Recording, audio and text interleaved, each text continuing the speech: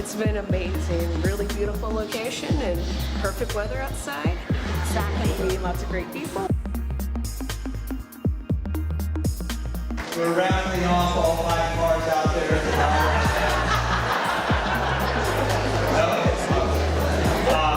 Anyway, we thank you for coming.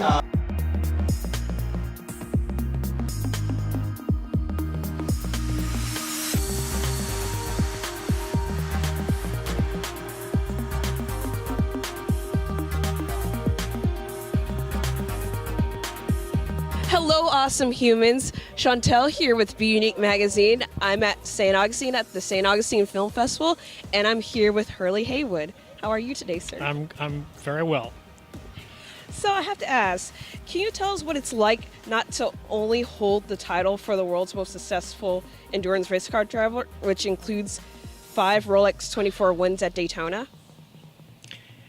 Well, I've had a long career. I've been racing for almost 50 years, and my partner in crime has always been Porsche. You know, that my whole entire career basically has been getting to drive really cool, unique cars. And the 5 wins I've had at Daytona have all been in Porsches. I've got 3 wins at the 24 Hours of Le Mans and 2 wins at the 12 Hours of Sebring. So my specialty is long distance races, but I've won a Trans Am championship, which is a short one-hour race in an Audi, and I've just been really super lucky. And you know, the success in racing opened up other business opportunities, which have been really good.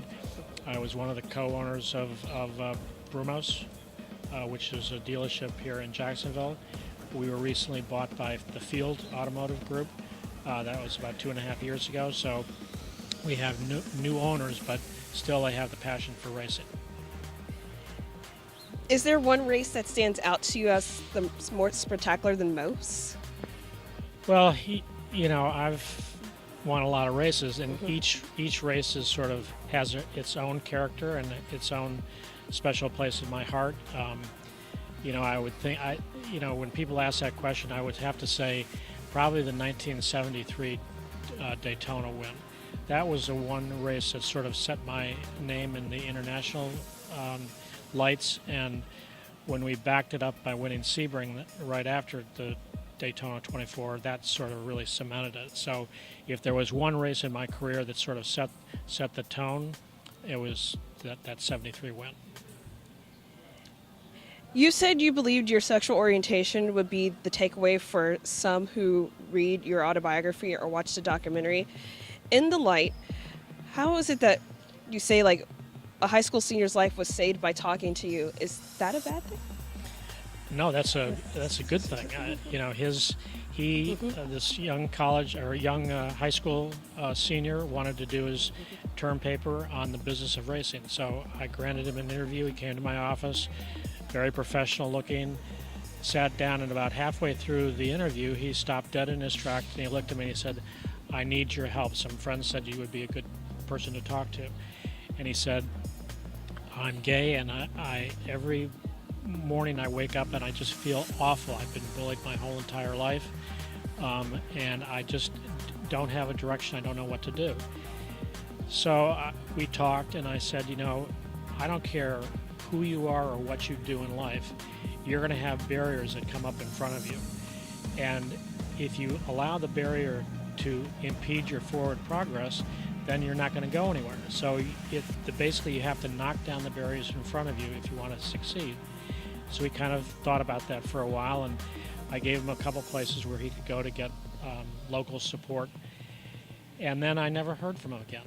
And about a year and a half later, a lady called me on the telephone, and she said, "You granted my son an interview about a year and a half ago," and I instantly remembered that interview. And she said, "I just want you to know that what you told him basically saved his life." So that, coming from a mother, is kind of a heavy thing to get your arms around. And you know, I kind of felt if my voice is strong enough to save one person, then I might be able to save 2 or 10 or 100. So that was the sort of the start of both the book and the film. Very nice, very wonderful. Can you please tell us why you chose to raise funds for A Port in the Storm and Epic here this weekend? Well, both of them are terrific organizations. The Port of the Storm is, the youth today is confronted with so many problems. When I was growing up, our parents would open the door, we would run out, we would go play. We could go anywhere. I was born in Chicago. That was a big place, and we didn't have any restrictions. We could go wherever we wanted to do. We just had to be back for dinner. Now, kids, their parents are so afraid to let them out, because of all the horrible things that happen. And then when the kids, when they come out to their parents get mad, and they throw them out of the house, and they have nowhere to go. So this is an organization that supplies a safe bed, a safe environment, and it's really, a wonderful thing. And the Epic and Port in the Storm are the two charities, along with the United Way, that we're really focusing on. So I think it's for a good cause. That's really amazing. At bUneke magazine, we understand the power of one voice. What are your plans now that you've written Hurley from the beginning and the documentary has been released? Well, the documentary has been released, and we've shown that in the film festivals all over the country. And the response to it has been really positive. People are really excited by it.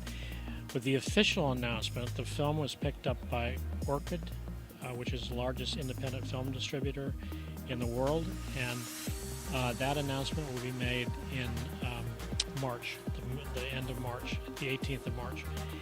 And then once they make that announcement, then they'll give us the details of where people will be able to go to see the film on Netflix or whatever menu they choose. So I'm just kind of in a holding pattern, waiting to figure all that out. Well, it was so nice talking to you, and I thank you for taking out some time of your day to talk to bUneke magazine. Right. And thank you so much. Pleasure. Thank you. Good questions. Thank you.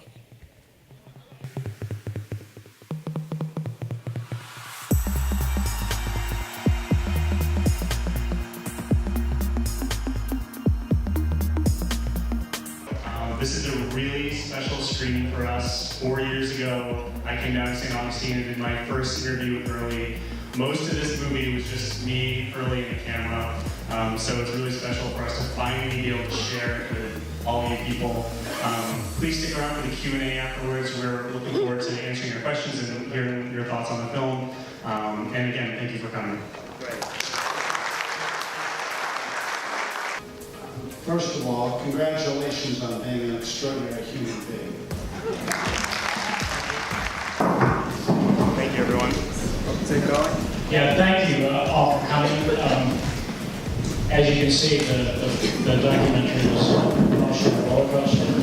It's sort of when you have your life displayed to all your friends and the public, it's kind of an alarming thing to do.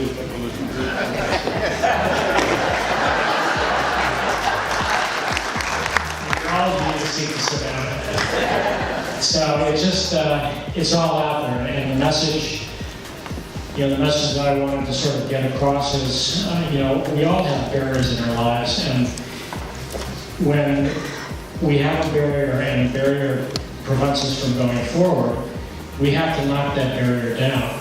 Everybody in every job that is out there, in every occupation, and in every endeavor, there are barriers, and if we let that barrier stand in front of us, we're not going to move forward. So I think this film shows what those barriers were. I could have very easily said, I am not going to succeed in this sport. And I put, because I was gay, you don't want to talk about that too much in the public, especially in that era. The 70s and 80s was not a very friendly period for gay people, but people in America sort of learned that process and learned to accept it. I would have never dreamed that, 10 years ago that we would be able to get married. and now it's standard practice across the whole entire nation. So I just want to, Derek did a fantastic job in putting this together.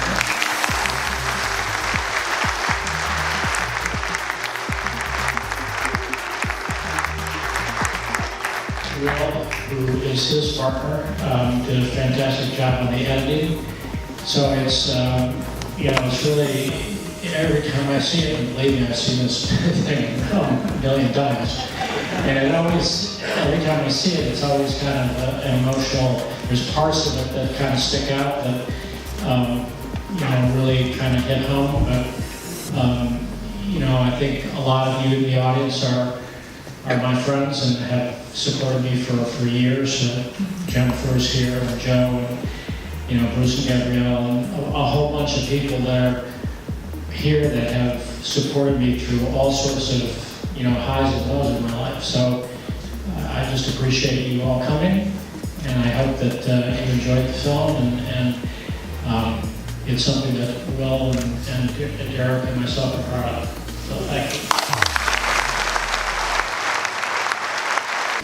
We're wrapping up a beautiful day in St. Augustine, Florida. I'd like to take the time to thank our special guests and the St. Augustine Film Festival for having us. We hope to see all of you next year in St. Augustine Film Festival. Please visit our website www.bUneke.org. Thank you for watching us. It's me, Anita. Chantel. Bye-bye.